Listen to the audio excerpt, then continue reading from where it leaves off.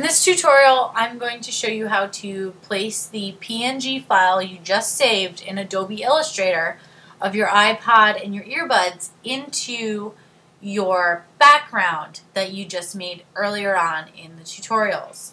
So first thing you want to do is open your open your background file from your iDrive. So you want to open the Photoshop file that is named with your last name, iPod add, your grade, and your period number, and open that up in Photoshop. So do a file open, okay?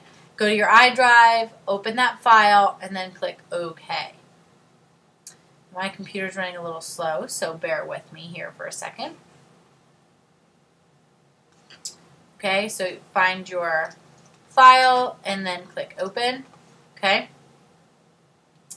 Now, next you want to go and do a file open again and find the PNG file that you just exported from Illustrator and click open.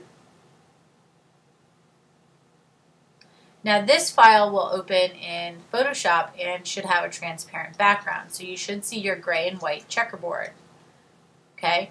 If you don't see your gray and white checkerboard, you saved it wrong. Okay? Now, all we want to do is click our Move tool, click on your iPod and earbuds, and drag it in to your background. Okay? Now, we can make this bigger so we can see it better.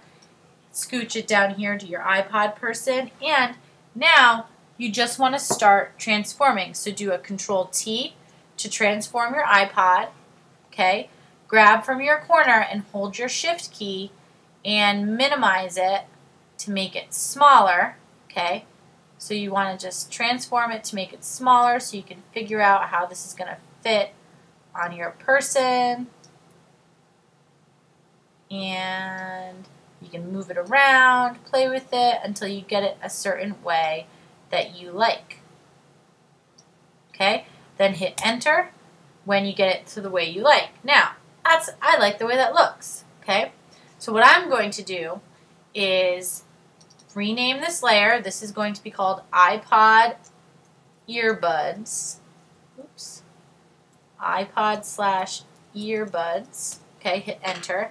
Now, I'm going to attach this to my iPod person layer. So I'm going to link these two layers together, which means if I click on one to move it, the other one will move it as well. Okay? So you click on the first layer you want, hold the Shift key, click your second layer so they're both highlighted, go up to the upper right hand corner of your layers palette and click Link Layers. You'll get these little chains on the end. That means they're linked together. So if I click on one layer and I see my little chain link and I want to move, it comes with it. Okay? It also means if I copy that layer, I can copy both layers and I will get a linked layer. Okay, if you copy just one layer, if you see what I did, if you copy just one layer, it won't get the link with it. But if you click on one, hold the Shift key, and drag them both over that new layer, then they will stay linked and you will copy both. Okay, so here's one set, here's the second set, here's the third set. Okay, now I'm throwing away my iPod people that I made before. Just have to find my little guy. There he is. Okay, throwing those away before because they don't have the headphones on them. So I'm going to click on my first iPod earbud linked layers, move one out of the way, do Control-T, and it will transform both.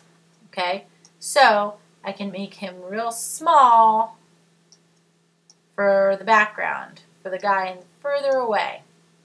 Okay, and then I hit enter. That saves it. Now you notice the iPod's still there, the wire is still there. Now I can click on my second linked iPod breakdancer with the iPod, click and move him. Remember, hold the Shift key when you're transforming to constrain proportions. Okay, I'm going to make him a little bit smaller so he fits a little bit better. And hit Enter. Now I have my 3 iPod break dancers going to the distance.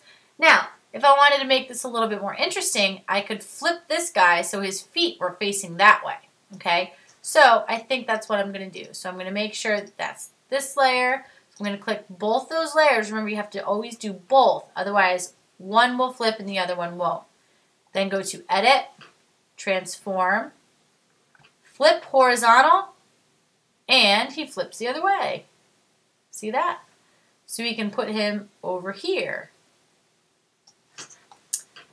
And let's change the order so his hand is behind the leg. Okay. Now, you have your iPod person facing the other direction. So that adds a little bit more interest to your iPod ad. Now, the next step is to add in text, okay?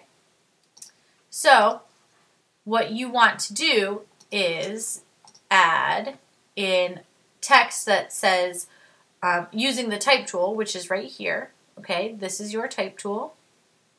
You need to add the iPod slogan, the sales pitch.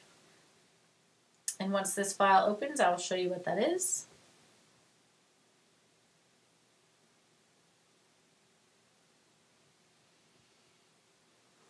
Okay, so you need to open a sales pitch. Oh, this file isn't there. Well, in the next tutorial, I'll show you where to get the sales pitch from.